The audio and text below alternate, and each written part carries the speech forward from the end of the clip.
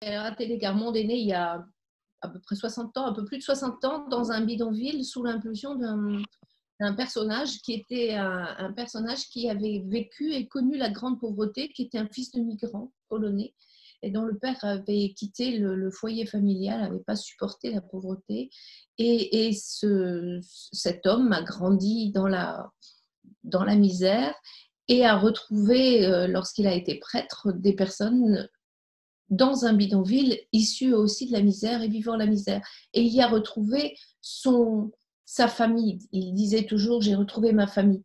Et pour agir contre cette misère, il avait toujours une phrase que j'ai beaucoup, beaucoup aimée et que j'ai toujours en tête, c'était « relève la tête, tu mangeras ».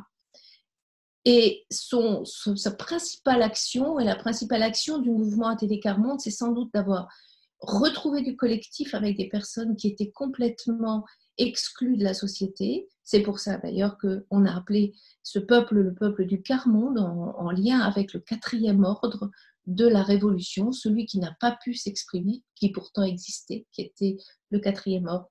Voilà, et ce peuple-là, qu'il a reconnu, avec lequel il a avancé, eh bien, il l'a structuré à la fois dans la parole, à la fois dans l'action, et puis aussi pour agir auprès des institutions, pour que les personnes elles-mêmes, les personnes de ce groupe collectif puissent s'exprimer et qu'elles puissent dire à toute la société qu'elles existent et qu'elles ont une force de proposition, une force d'analyse et une intelligence collective qui est évidente. Et puis, il y a aussi eu toute une action pour changer le regard vis-à-vis de ceux qu'on a l'habitude de ne pas voir ou ceux qu'on a l'habitude d'éviter ou ceux qu'on a l'habitude de discriminer. Alors, c'est vrai que très souvent on dit, si vous voulez aider quelqu'un, au lieu de lui donner un poisson, apprenez-lui à pêcher. Pour le mouvement ATD Quart Monde, on va un peu plus loin. Et avant d'apprendre à quelqu'un à pêcher, est-ce qu'on lui a demandé s'il n'était pas allergique aux poissons? Très souvent, les politiques publiques décident de ce qui est bon pour les plus pauvres et les plus miséreux, et oublie de demander l'avis de ceux-ci et oublie de demander leur contribution dans l'élaboration des politiques qui vont vers eux. La deuxième chose qui est importante, je pense, et qui nous porte, c'est de dire que toutes les politiques doivent être applicables et doivent s'appliquer aux plus faibles, aux plus fragiles et aux plus démunis de nos sociétés. Sinon, elles ne sont pas pour toute la société. C'est comme une pile d'assiettes qui est en déséquilibre sur le bord d'une table. Si vous ne prenez pas l'assiette du bas pour déplacer votre pile et la mettre en sécurité, votre pile risque de casser pour une partie de la pile. Voilà. Et donc, la mission, le travail, et en tous les cas, cette lutte contre la pauvreté, pour nous, c'est de partir ensemble, collectivement, avec les plus pauvres, dans l'ensemble des choix de société.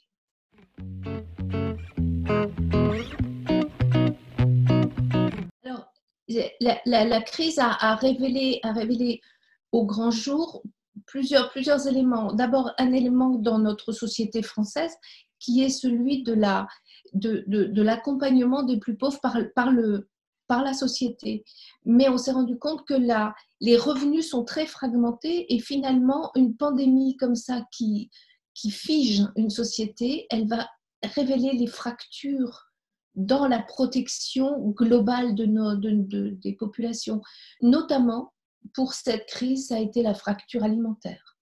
On a assisté à des questions alimentaires qui nous ont bouleversés, dans laquelle on s'est investi, bien sûr, mais il y a aussi tout un accompagnement des personnes dans cette fracture numérique. Vous imaginez des personnes qui sont confinées, qui n'ont pas de téléphone, qui n'ont pas donc de lien avec l'extérieur. Donc, il y a eu des distributions de téléphones, on a demandé à ce qu'il y ait des liens numériques qui puissent exister pour tous dans notre pays. Il y a eu des belles actions qui ont été faites de maintien de lignes, d'ouverture de réseaux ou de clés, enfin voilà.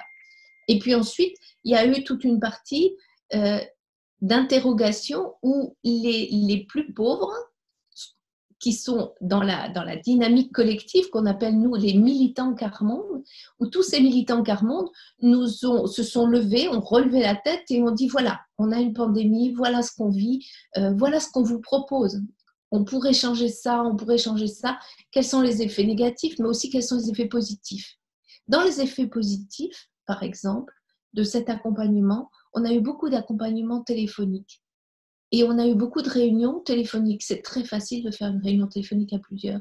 Et on s'est rendu compte que dans les rencontres qu'on avait l'habitude de faire, eh bien, un certain nombre de personnes encore plus fragiles que les autres, qui étaient malades ou qui étaient pour des raisons d'éloignement, qui étaient difficilement mobilisables pour des réunions, en fait, on s'est rendu compte qu'avec le téléphone, eh ben, on regroupait tout le monde. Et ça a été une grande joie pour tous de se retrouver actifs dans la dynamique grâce à ce numérique. Voilà.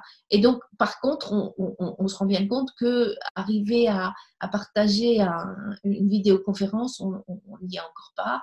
Il y a des gens qui habitent dans des zones blanches, il y a des personnes qui n'ont pas du tout Internet, il y a des personnes qui n'ont pas les moyens de mettre une clé 4G. Et voilà, donc on est en train de regarder pour surfer sur la vague du numérique pour les plus pauvres. Et c'est sans doute une occasion de sortir de cette exclusion, encore une fois, et de développer une intelligence ensemble pour utiliser ce numérique. Alors, le numérique en santé, bien sûr, ils ont été obligés de l'utiliser et toute la France a développé le numérique en santé, mais on a aussi demandé instamment qu'on puisse avoir des téléconsultations sociales. Parce que du jour au lendemain, le monde social s'est fermé pour tout le monde. Et quand il y a les chèques énergie à faire, vous faites comment? Quand vous devez envoyer un papier, vous faites comment? Quand vous devez imprimer une attestation, vous faites comment? Voilà. Bon, quelques pistes. Et on travaille avec ce qu'on appelle un laboratoire d'idées santé, avec des militants quart-monde, qui sont des personnes qui vivent la grande pauvreté ou qui l'ont vécu, qui sont une quinzaine, entre 15 et 20. Et je crois que depuis 20 ans, on a eu à peu près 110 personnes qui ont participé à ces laboratoires d'idées. Et ce laboratoire d'idées, en fait, il émet des constats. Donc, on a suivi toute la pandémie en constatant ce qui se passait dans les différentes villes où habitent ces militants quart-monde. Et puis, on émet des propositions. C'est-à-dire qu'on se met ensemble et on dit, mais bon, qu'est-ce qu'on propose pour le numérique? Qu'est-ce qu'on propose pour le confinement? Qu'est-ce qu'on propose pour ces attestations ou pour l'information? Et donc, on a rédigé un rapport et on a rédigé aussi des entretiens auprès de militants quart-monde dans toute la France qui ont complété ce travail d'analyse de la santé des plus pauvres en temps de pandémie, dans le confinement. Et puis, on recommence maintenant on va suivre le déconfinement au travers de la France auprès des militants quart-monde. Comment ça se passe? Qu'est-ce qu'on peut proposer? Les points d'attention, les points de vigilance.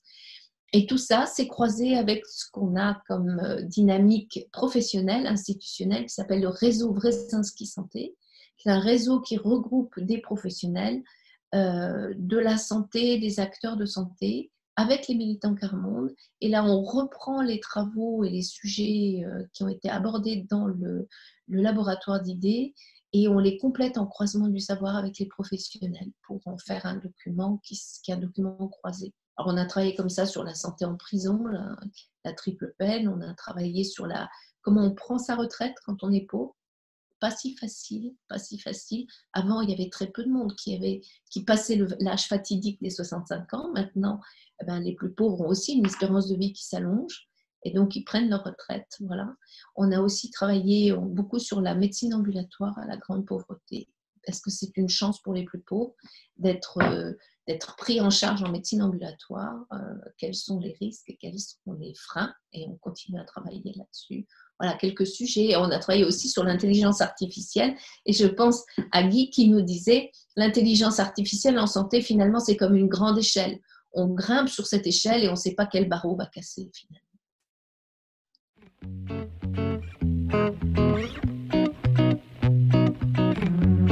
Alors, je pense que le plus complexe dans le déconfinement qui arrive, qui vient nous rejoindre là, je pense que ça va être beaucoup plus compliqué que le confinement finalement. Le confinement a évoqué pour les personnes à la fois une habitude, les plus fragiles ont l'habitude de se cacher, donc je veux dire s'enfermer, c'est presque dans la culture des plus pauvres.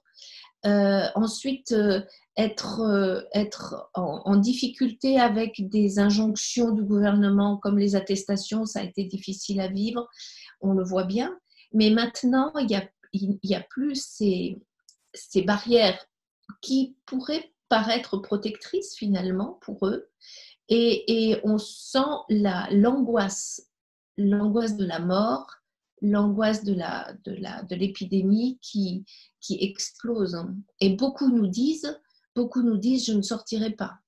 Je ne veux pas mettre en danger mes proches et je ne veux pas mettre en danger ceux qui sont autour de moi. Comme ce ne sont pas des consommateurs effrénés, habituellement, ça ne leur manque pas énormément. Mais la deuxième chose qui m'a beaucoup émue et sur laquelle je pense qu'il faut attirer l'attention de notre société, c'est ce sentiment, cette angoisse de la discrimination. C'est-à-dire, on va ouvrir les écoles pour nos gosses, parce que nous, on est mauvais, on est pauvres. Et donc, j'ai entendu une femme dire, mais pourquoi mes gosses? Ils sont bien à la maison, mes gosses. Bon, ils mangent pas toujours, mais ils sont bien. Pourquoi mes gosses? Parce que je suis pauvre. Donc, vous voyez ce sentiment de relégation. Et puis, on va mettre, une autre me disait, on va mettre des masques, on verra tous, et là, on verra que les yeux. Mais quand moi, je mets le voile, on me dit qu'on voit que mes yeux et j'ai un PV. Vous voyez ce sentiment de poids, de mesure, qui est peut-être dans l'ADN de notre société et qu'il faudrait faire tomber et tout. Alors, c'est compliqué parce qu'effectivement, la pauvreté, on peut en être fier parce que finalement, c'est ce à quoi aspire une partie de notre société, revenir à des éléments de base plus simples. Je pense à Marie-France qui dit toujours, moi, vous savez, les plus pauvres, et c'est les premiers à avoir fait du développement durable, c'est les premiers à trier leurs déchets et à avoir trié les déchets, puisque finalement, dans ma famille, on a toujours été ferrailleurs, on a toujours récupéré ce qui sortait des marchés et ce qui était posé sur les trottoirs. Donc, vous voyez, c'est ce sentiment qui était un sentiment peut-être de fierté.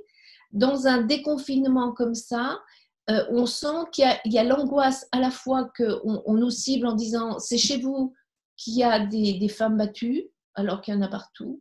C'est chez vous que les enfants sont mal entourés. C'est chez vous que ça se passe mal. Mais pour autant, on n'a pas forcément mis les garde-fous. C'est-à-dire que si on demande aux personnes de vivre chez elles, il faut qu'on se penche sur le logement des plus pauvres et sur le logement indigne. Et ça devrait aller vraiment de pair en ce moment avec ça. Il faudrait qu'on se penche sur le numérique et sur l'accès au numérique et qu'on ait un vrai plan d'accès pour tous à ces liens numériques et en tous les cas à la scolarité numérique. On a vu des départements, par exemple le département de Meurthe-et-Moselle ou la région Grand Est, où tous les enfants ont un ordinateur au lycée. Ça n'a pas posé de problème d'être à l'école, à la maison.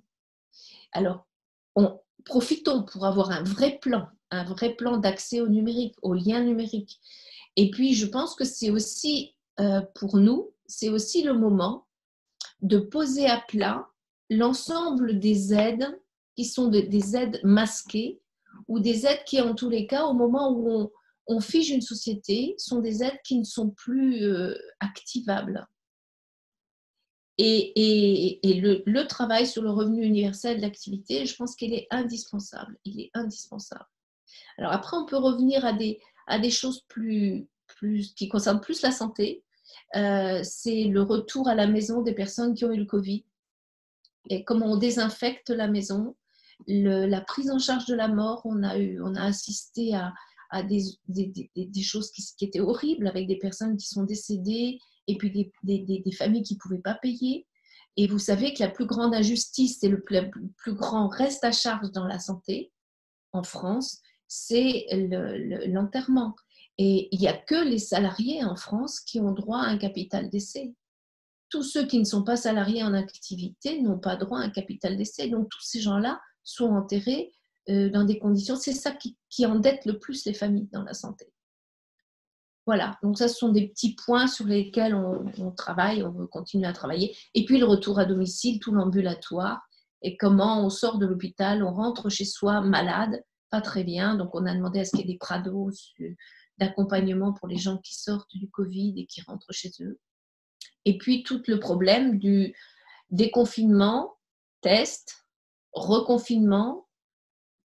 Et à ce moment-là, comment est-ce qu'on fait si on est dans une fratrie? Est-ce qu'on sort une personne et dans un habitat où on ne peut pas individualiser une personne? Ça posera des problèmes, je pense, psychologiques, des problèmes affectifs, des problèmes techniques, parce qu'il faudra suffisamment de places d'hôpital. Et ça, je pense que c'est un vrai sujet.